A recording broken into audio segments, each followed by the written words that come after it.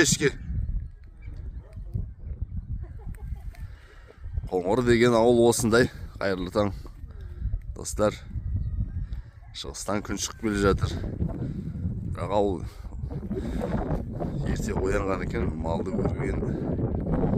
Орада тек қозылап, бұзаулар тұр бұл жерде, баспақтар. Шөп салып қойыпты міне. Шөп еулі тұр қысқа дайын. Мұрақ oraң ішінде қазір бәйгеге шабатын сәйгүліктер тұр. Ошақ қайнаватыр. Құрдас шөген. Құрдас бен.